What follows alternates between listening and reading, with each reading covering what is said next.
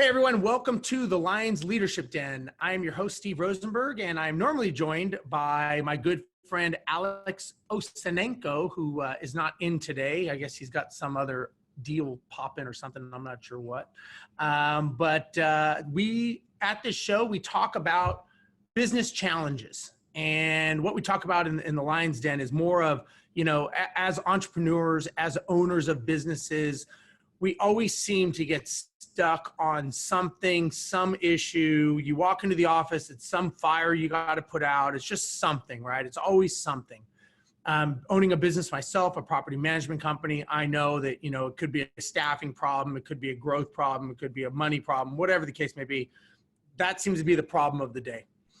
And so the reason we created this show is so that we can talk to other entrepreneurs that go through this trial and tribulation and kind of how they come out the other side with some battle wounds and some good stories to talk about. And, you know, it comes from all walks of life, comes from all businesses.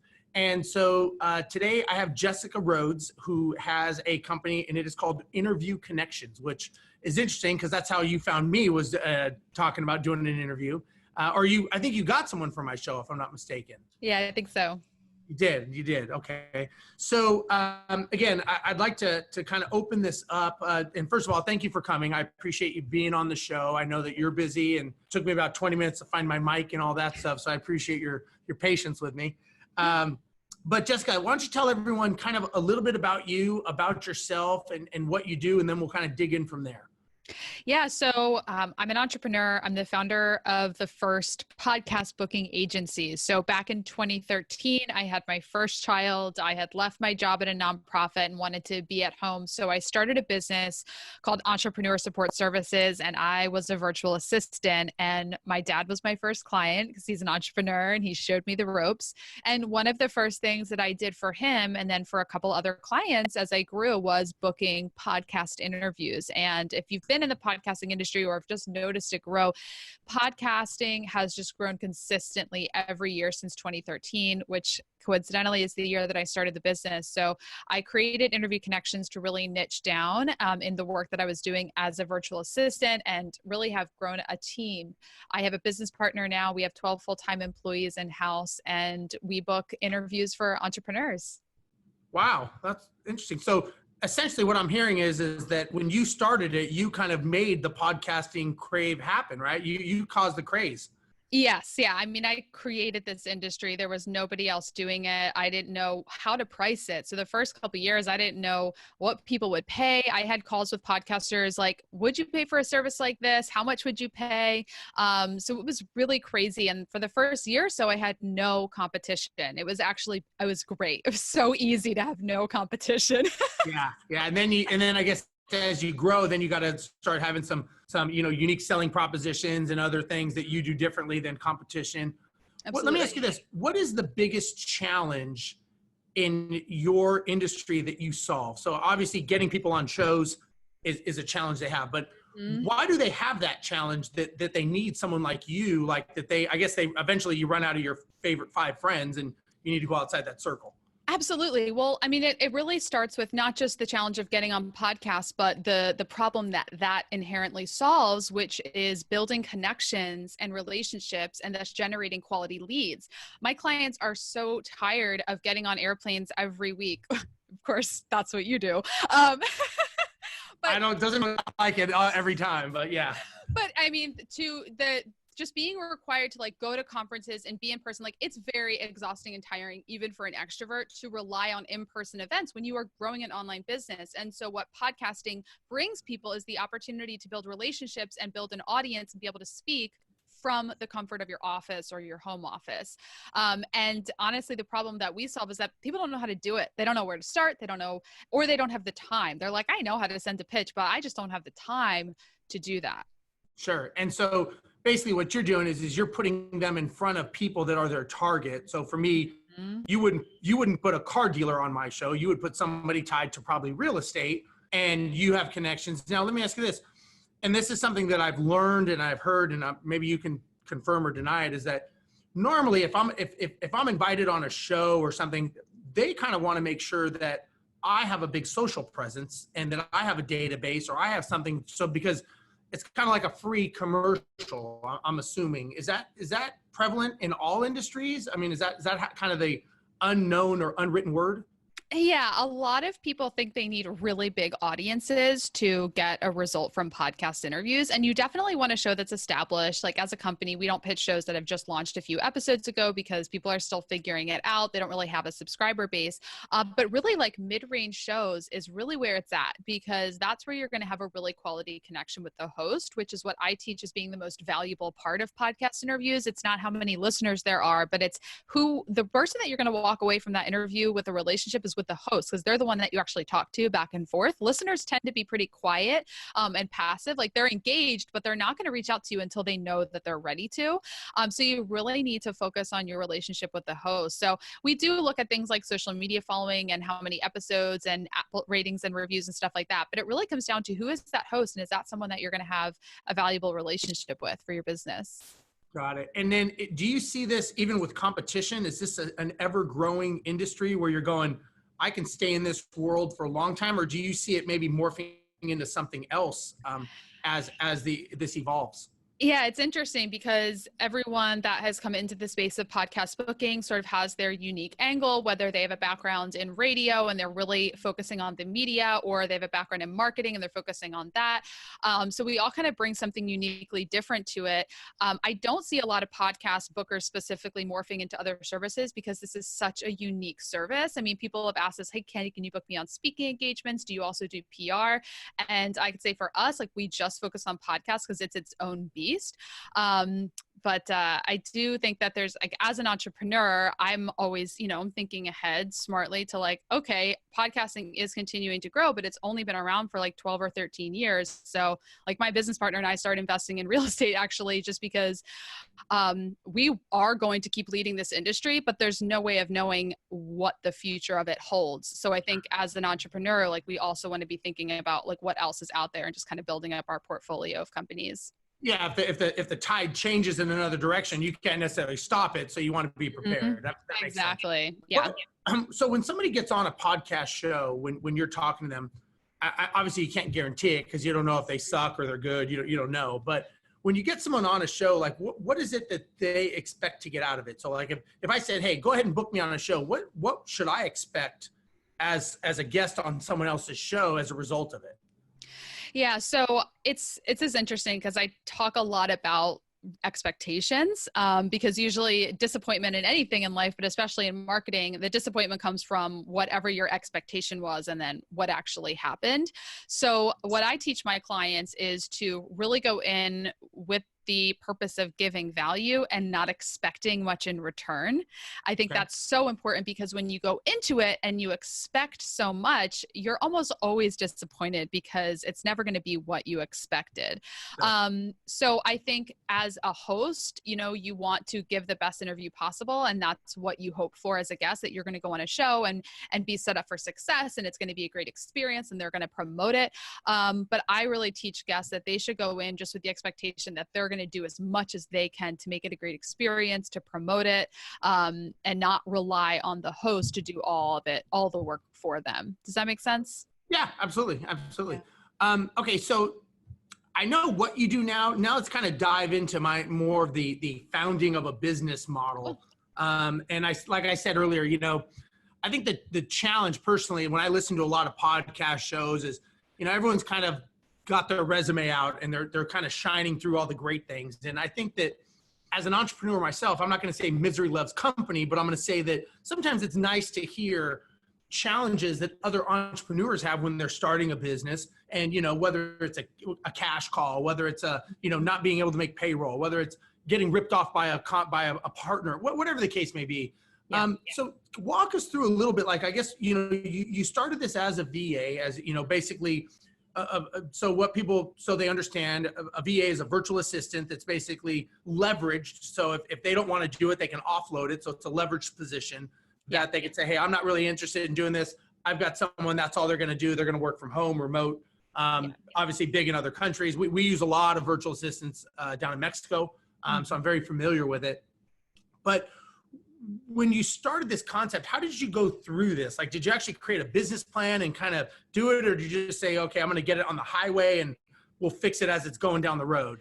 Yeah. So, lucky for me, my dad is a business coach. So I really had him from the beginning to help me, learn, he helped me create the name. So kind of taught me that original thing of like, make sure the name describes what it does and people are going to remember it's easy to spell, like that kind of stuff. So that's how we came up with the name Interview Connections. So I think kind of set us off on the right foot. And there wasn't really a business plan. I mean, because there was no way of knowing like what this business would turn into. But I did really invest in that coaching and masterminding with his community to take the next step. I mean, for the first couple of years, I just asked him so many questions and really like did what he said. Like, okay, how do I respond to this email? Like, how do I price this? Like so many questions. And then once I reached a certain point, I was like, okay, I'm kind of ready to fly on my own now. I'm ready to, do this for a while without having a coach. I like took a year break from having any coaching and then, kind of came back to a different coach. So that's kind of how I got started. It was just a lot of being guided by a business coach and a mastermind group. Yeah, and I'm a huge proponent of being coached. I mean, I've invested a lot of money in being coached, and I mean, if you Tiger Woods has a coach. You look at all the people that are successful in the world. Michael Jordan. I mean, they all have coaches for a reason, and it's not because the coach is better than them. It's because the coach is giving you another perspective, I think. Yeah. And they're kind of giving you a third party. We'll just say realistic perspective of what you think you're seeing and what they see from a bird's eye view. Absolutely. So when you started the business and you started kind of going down this path of business owner, entrepreneur, what part of the business did you kind of not like or you weren't good at? Was it like operations, marketing, accounting, sales? What part did you go, I love this, don't really like this? And did that affect you in the growth of the structure of the business? Yeah. So I think that the part that I think of a lot is the operations and systems of it. So to start out, like I was just doing it all on my own. So there was not really a need to have a lot of systems in place. And the first hire that I did was with a virtual assistant. I brought on a woman named Angie, and she was an established VA. So she helped me figure out like Basecamp and project management and stuff like that, because that was just not something that I got. Sales and marketing is my forte, like that. I take the lead on that in the company. I'm really good at sales. I've got years and years of door-to-door experience. I've learned a lot about marketing, but it's actually like the systems and back-end operations, which has definitely not been my strongest suit, which was when I brought on a business partner at the beginning of 2018, that was really her strong suit, was like helping us streamline and creating systems and then also setting specific goals. So as a salesperson, I was just like, going. I'm going to make more, but I didn't have like specific goals. I didn't stop to like look at the P&L and create a budget. I was like, I don't want to do that. So like that kind of the unsexy side of the business was where I struggled the most and where I saw the need to have other people lead those areas. Yeah. And I think as entrepreneurs, I think a lot of times we think that we have to become masters at everything. And that's just not true in my opinion. You need to know it and understand it, but there's obviously things that you are going to be good at and that you're going to, your disc profile and everything you're going to gravitate towards. And then there's other things that are not your strong suit. And, to me, it's, I can't slam dunk a basketball. No matter how much I want to try, I'm not going to slam dunk a basketball, right? So I can understand the fundamentals of it and I can understand how you do it. I just can't do it. So there's some things that I got to look at and say, okay, you know what? I probably should get someone on my team that could slam dunk a basketball because that's what they do better. And what you said is so true. And, there's a great book out there. I don't know if you've ever read it, called Rocket Fuel. And it talks about the visionary and it talks about the integrator, which is basically what you just described. So just like in my business, I'm the visionary. I'm the one who's out in front. I'm the one who does the marketing. I'm the visionary side.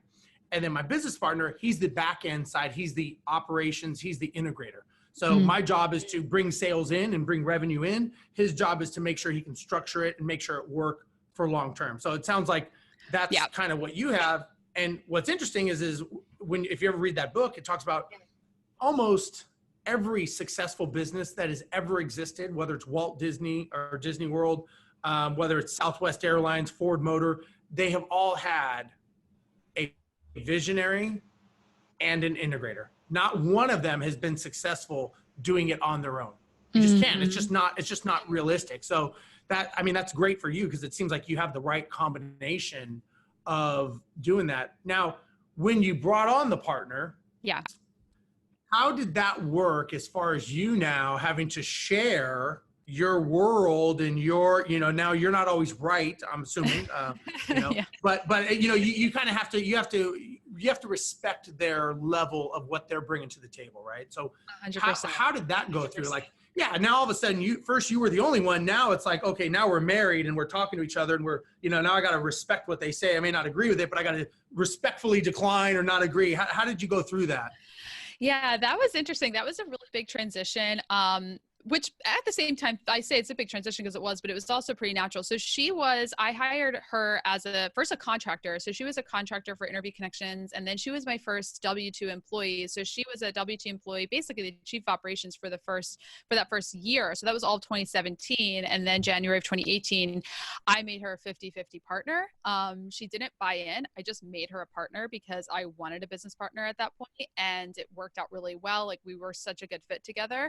And she did bring in so much of that, like that integrator aspect, focusing on the systems and the numbers. And it was really good to just have someone to be accountable to, because when it was just my business, like, if I was in the red that month, like, nobody would know. And it's just a No matter of how much accountability, right? there's no accountability. So now that there's two of us, it's like, there is a level of accountability.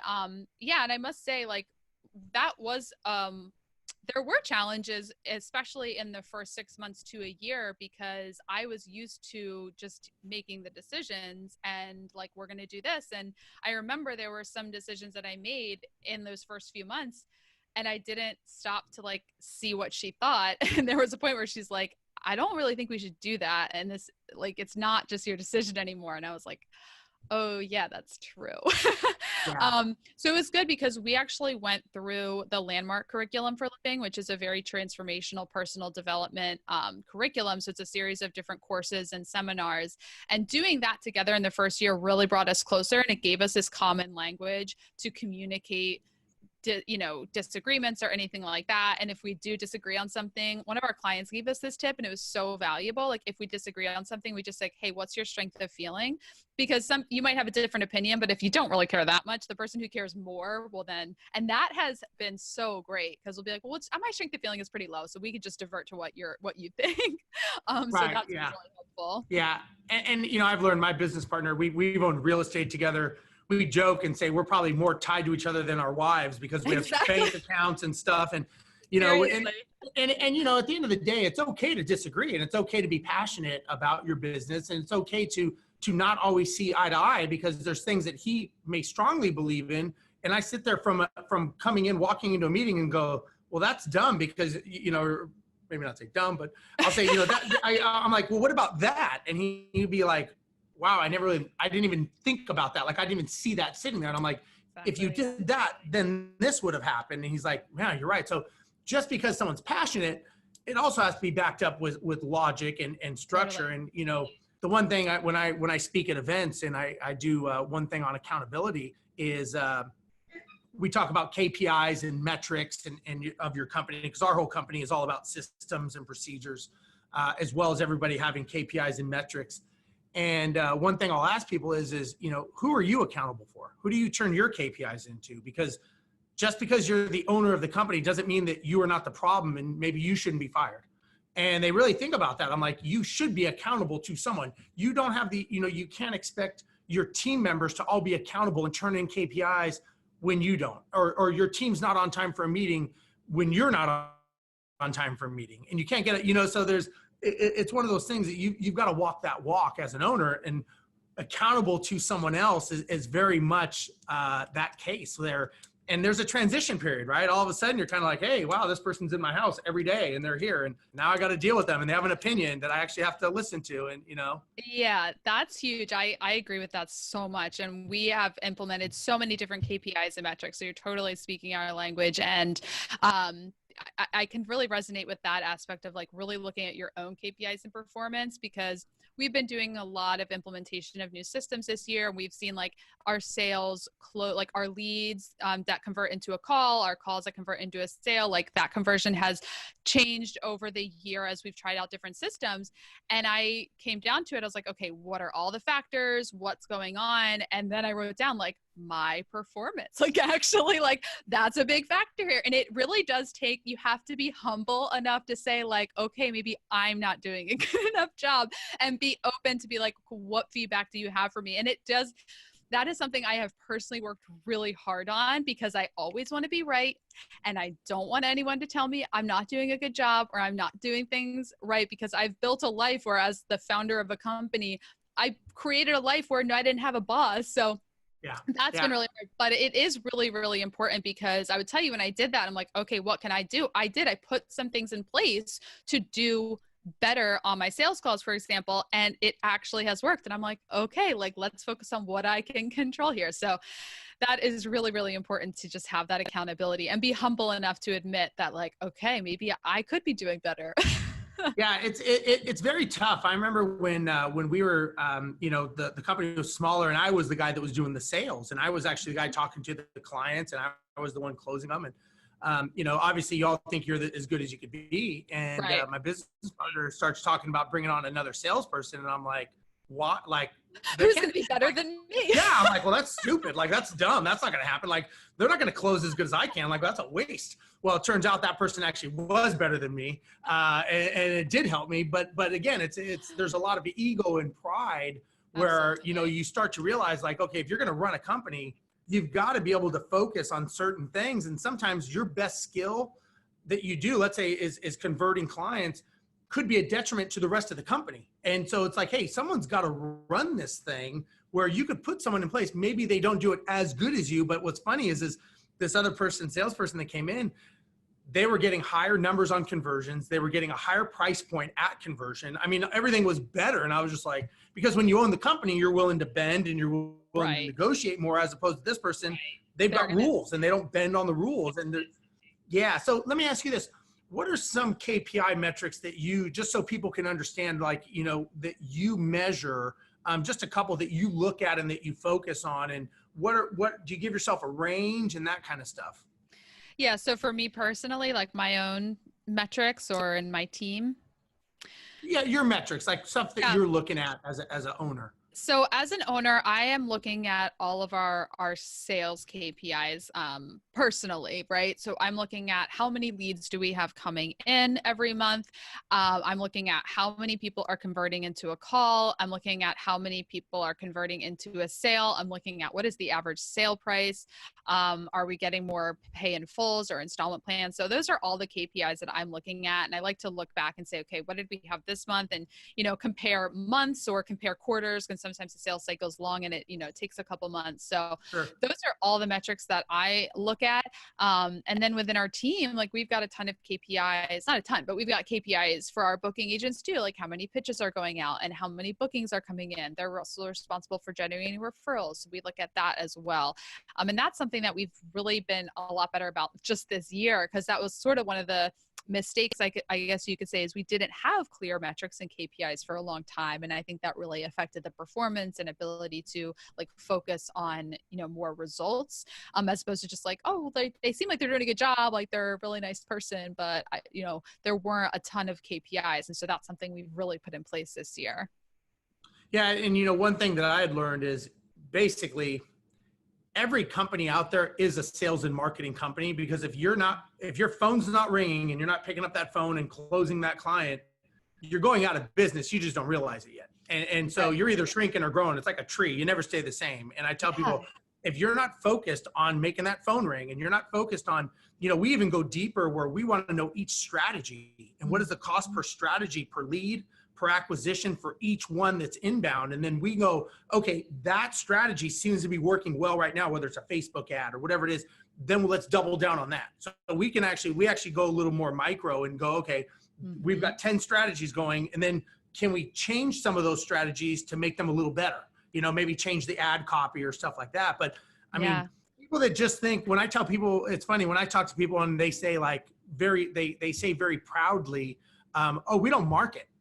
I'm like, that could be the dumbest thing I've ever heard. Like basically you're saying you're turning your open sign and you're making it closed, and then you're wondering how much longer you're going to be in business for. It's like, I mean, even GM and Doritos and Ford, they spend millions of dollars on Super Bowl ads marketing, because they don't, someone else will take that market share from them. And that's what people seem to have a hard time. And I think a lot of the integrators that start a company, they're the operators. So they don't really take to focus on sales and marketing. That's kind of well, I don't deal with that stuff. I deal with the real stuff of the operations, but that's to them, that's important, more important than marketing. But my thing to them is if you created a hamburger that was the best tasting hamburger in the world and you opened up a shop next to McDonald's, would you put them out of business or would they put you out of business? Mm-hmm. And it's because they know how to market better. They don't make a better burger. They just know how to market it better. And that's kind of what I think people really need to learn and realize is that marketing and really getting fanatical with those numbers is so important.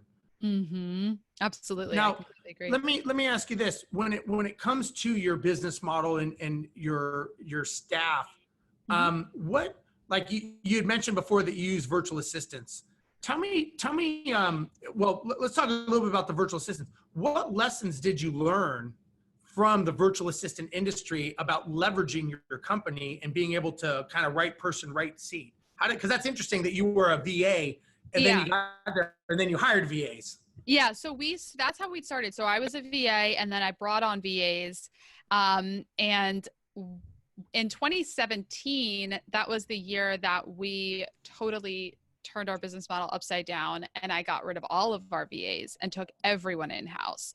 So we don't have any VAs anymore. And the reason we did that, for a couple of reasons. Number one, we got to a point where we needed a lot more control over what our team was doing when they were doing it. We needed to be able to know when people were working, because with the VA, like I remember I had one person, like every September, she's like, I'm off for the whole month doing some world travel. And I'm like, okay, like that's kind of hard to plan around. And that's why people become VAs, because they want that flexibility of being self-employed. Right. But as a business owner with a service business, I'm like, I can't really, we would joke that they were like particle board for us, because like it wasn't totally reliable. So, and I will say, like, this is just our situation. VAs work really well for a lot of companies. For us, we need more control. We also wanted to have people, I wanted to have people under one roof. Like that was part of my vision, was having sort of like an energized office where people can be talking face to face and stuff like that. And so yeah, we moved to having, and that was really like, just handling that transition was very, very delicate, because we could not have any lapse in service.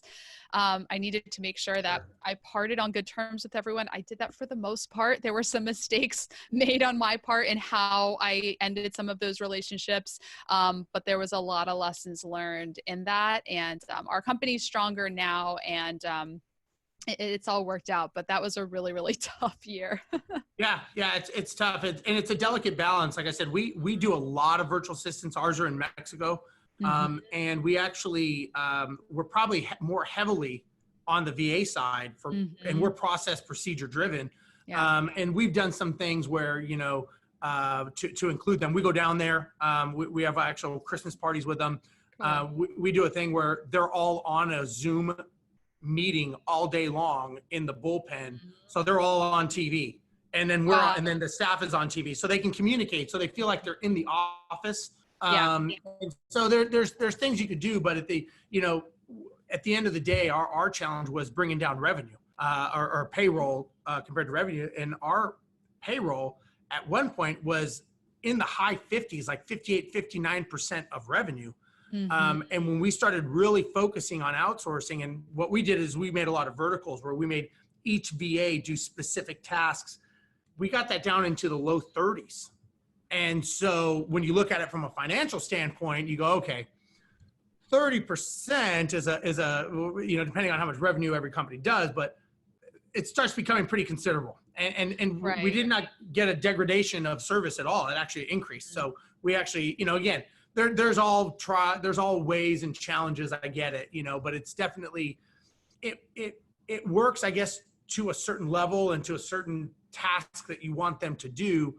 We've kind of doubled down in multiple intensive training with our teams, and they do intricate tasks of talking to contractors, owners, tenants, and all the things in between. But we're very, very segmented. And I think the one thing that we've learned, kind of from my prior background being an airline pilot, is checklists and systemization of the checklist, so that if I got hit by a bus tomorrow, somebody could step in and do my role per the checklist, per the systems manual, per the accountability and the KPIs. And yeah, there'd be a hiccup, but it would keep going, you know? Absolutely. That's definitely hard. Yeah, we've created so many systems and checklists and templates. Like that's one of the things that we're doing right now is like dummy proofing every single role, so anybody could walk in. It takes down the training time. Yeah, and I think that's so important to do. That's great. That's great. So one of the things I like to talk about, which we talked a little bit about earlier, is when you own a business, you have challenges, right? It's just some days it just sucks to be an owner of a business. That's just the reality, right?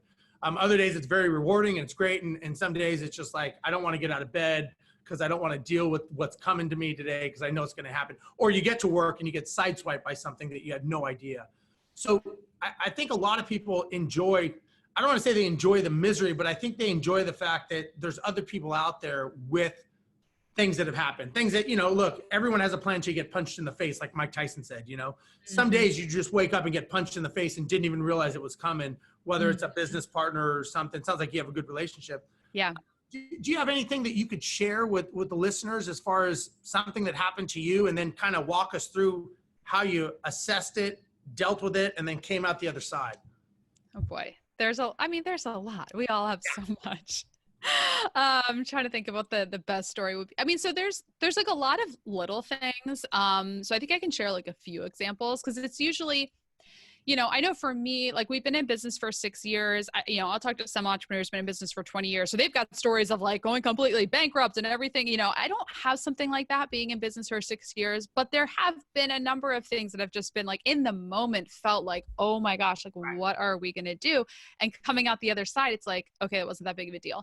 So like one thing was when, you know, as we got started, I got like different vendors and people in place, whether it's the accountant or the person who's helping me with different things. And after a while, like our accountant, for example, we just really were not happy with this particular accountant for a variety of reasons. The communication was poor. We always had to follow up to get a response to an email. Like the tax planning, you know, we paid like $5,000 for a tax planning thing that then wasn't implemented, and it just felt like a huge waste of money. There's a lot of stuff, and we just stressed about it so much and just felt like we were throwing money down the toilet. And then, you know, our mastermind group was like, ladies, this is not a big deal. You need to let this accountant go and get a new one, like done. And it's like, we just felt like it was this huge deal because to change accountants, to have like, they're in all the finance and everything, it just felt so big at the time. And then we're like, oh, this is not a big deal. Like we just need to find someone and just make the shift. Yeah. So that was a big one. We also, this is like a little mistake, but I think this is so important because I never thought about it. So my corporate name, Entrepreneur Support Services Incorporated, that was not going to be the name of my podcasting, right? So Interview Connections is our official DBA. So after a while, I'm like, well, I'm not marketing Entrepreneur Support Services. So one year I got the email from GoDaddy, like, do you want to renew this domain? And I'm like, no, I'm not going to renew it because you see where this is going. So I'm not going to renew it because I'm not using it. I'm not using that brand. Well, somewhere on the back end of some checkout page with my shopping cart, I redirected people to that website. Well, one of my competitors purchased that domain and was redirecting my customers to his website. Ouch. And I didn't know this until a very nice customer said, why was I just redirected to this other website? And I'm like, I was freaking out. I'm like, oh my God, like what is going on? So we figured out that we figured it out, but we were like, holy crap. Like, and then I remember my husband said, that's funny. Why would you get rid of that domain? That's your company name. And I'm like, shut up. You don't get to talk right now. For you to say. And of course, for everyone else, it's like, wow, like after they hear the story, they're like, why would you ever do that? But I told some people that story. They're like, oh my God, I'm keeping all of my domains. Like, I just didn't think about it. And you don't think that anyone knows what your corporate name is, like that you're not marketing or branding, but some competitor of ours figured it out. And I'm like, oh God. Yeah. So. Yeah. No, you're absolutely right. And I mean, the two lessons that I would take away from that is, number one, the devil's in the details. Mm-hmm. You definitely got to think of these things. And number two, you know, a lot of us fear the unknown. We fear what could happen. Mm-hmm. And, you know, a lot of times we will choose not to make a decision. And so we'll like stick with the pain that you know. It's like the devil you know or the devil you don't know. So like a lot of times we'll stick with the pain of dealing with the accountant that's bad, as opposed to going, man, we could actually have a great accountant, but our brains always go to the worst case scenario. Right. And so when I was getting coached, I remember our business coach told us, he goes, there's two sides of this, right? And we're like, what do you mean? He goes, well, it could go bad, or you could get a rock star employee that does everything and makes your life so much easier. You could look at it that way. And it was like, yeah, I never thought about that, Yeah.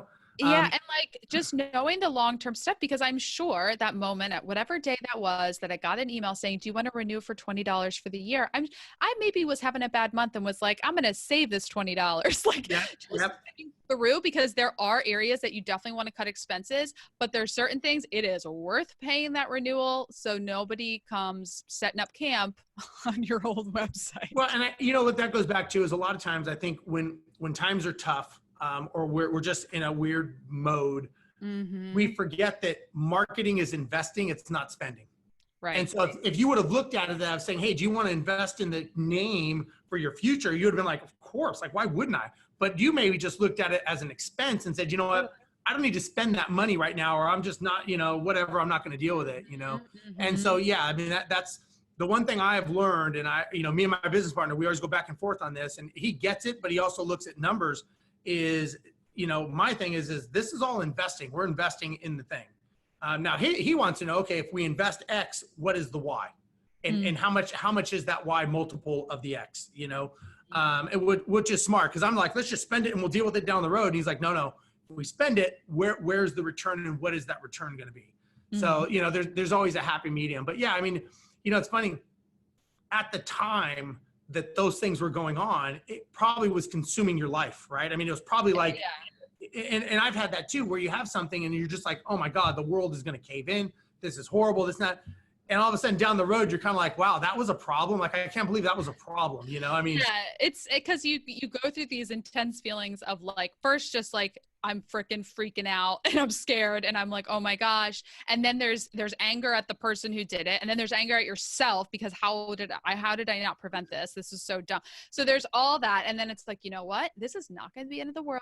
Like it's just not going to be the end of the world. And so it's just those little details that you don't. And now Margie and I my business partner, Margie and I, we always joke when we go through something stressful like that. We're like, this is just fuel for our future coaching business. We're going to be able to help other entrepreneurs. We're going through all this stuff so we can show people on the other end, which is why I'm so glad you do your podcast like this, because it is so helpful to hear from people who are a few steps ahead of you. They're like, oh, you know what? They've been through it too. And it's not the end of the world, or they've been through it. Oh, okay. I'll make sure I keep all my domains. Yeah. And one of the things that I had, one of the most valuable things that I had learned concerning employees was, you have an employee that's kind of dragging, and then let's say they quit.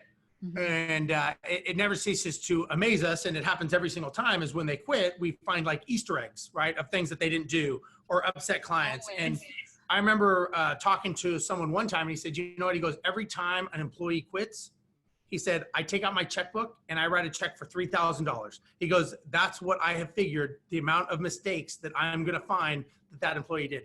He goes, more importantly, that person really quit 3 months ago. I'm a bad leader and a bad boss because I didn't see it, or I saw it and I chose not to do anything about it because I didn't want to deal with it. And I just hoped it would go away, kind of like a rock in your shoe. And you kind of think the rock's going to go away by, it doesn't go away. It just makes it worse. And so I learned that lesson. And I thought, man, that's, and he says, look, when they leave, it's on you for being a bad owner. He goes, you should have fired them 3 months ago because that's really when they quit. He goes, they don't just wake up one morning and go, I think I'm going to quit today. They've been thinking, planning, interviewing, doing all this stuff, letting your company go by the wayside. And more importantly, and we had this at one point with our company where they start becoming toxic to the rest of the culture. And now they're affecting other people. And one person, I remember when we got rid of a employee, the good one came up to us and said, I'm glad you did that because I was going to leave. And we're like, whoa, like you were going to leave? They said, yeah, because it was becoming not a place that I wanted to go. And we were like, well, we're just dealing with this. I get it. I'm just letting you know I was going to leave.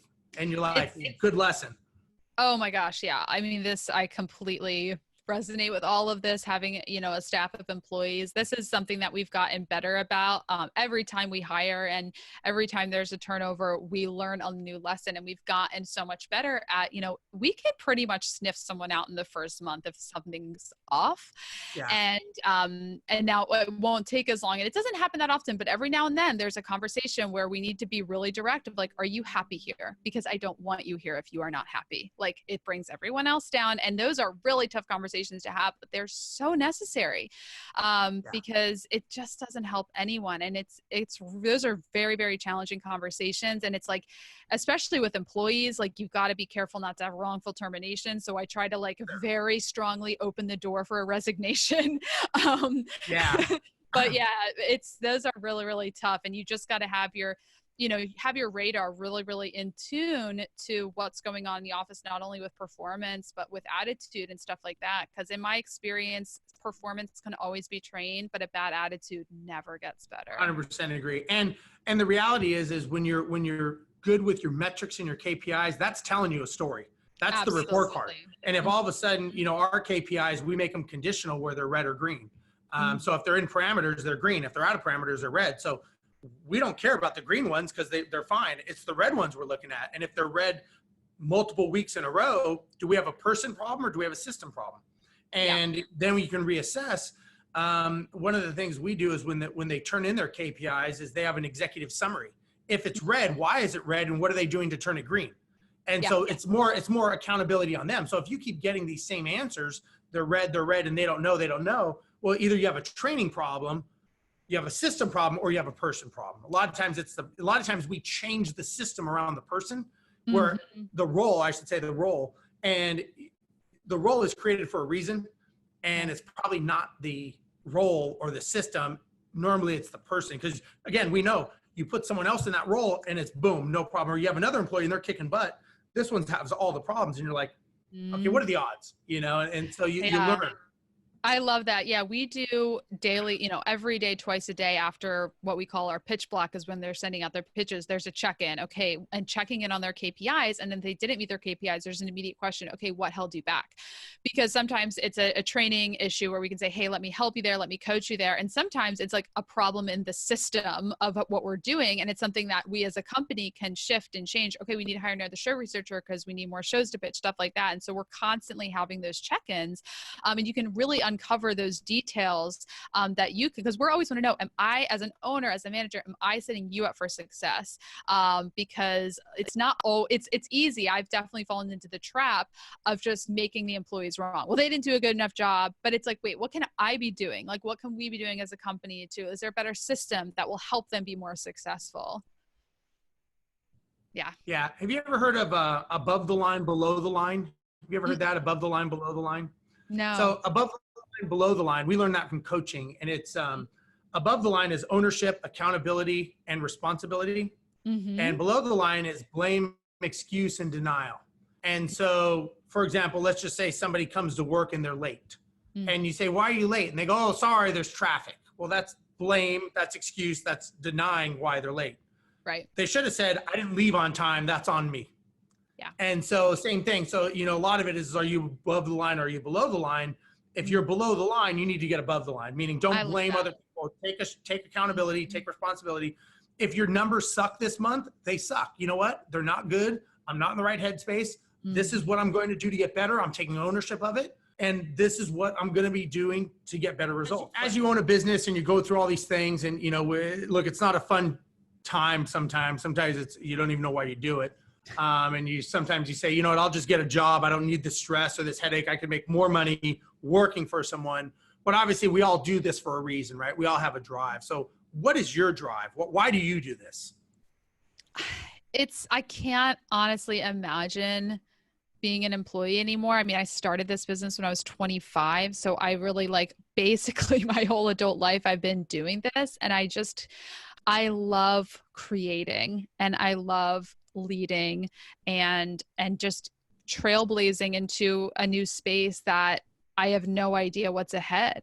Not only just, I think any business can say that, but especially for being in the podcasting industry, podcast booking, where no one has built a business of this size booking interviews. Like we are the first specifically. So it's exciting. And also just the freedom that it brings, the ability to like have a lot of control over my take home income and the growth of the business and just the fun that it allows too. It's just so fun to do this. Margie and I laugh a lot, and I just can't imagine doing anything else. That's cool. That's cool. Yeah, that's great. And like everyone has a drive, right? And it's one of those things you gotta, you gotta ride that wave. I mean, you gotta, if you see it coming, you gotta ride it. And that's what it sounds.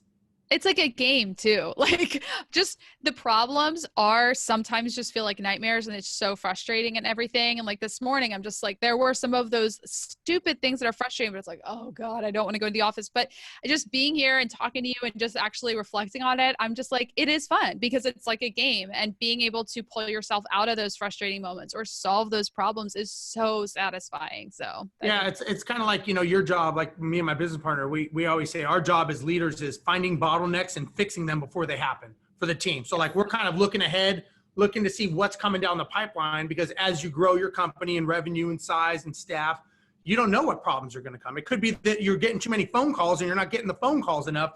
I mean, it's a wide array of challenges that could happen. And then your job as a leader is to actually find those bottlenecks and fix them before they happen so that they can keep going down the highway. And you're right, it's like a puzzle because it's never the same challenge, right? I mean, what you had 6 months ago is different than now, and it'll probably be different a year from now, and it's all the same. So absolutely. Jessica, I want to thank you so much for being on today. And if somebody wants to get a hold of you and they want to maybe have you book them for the show and find out more, what's a good, Facebook, all the Instagram, all the stuff, what's a way they can get a hold of you?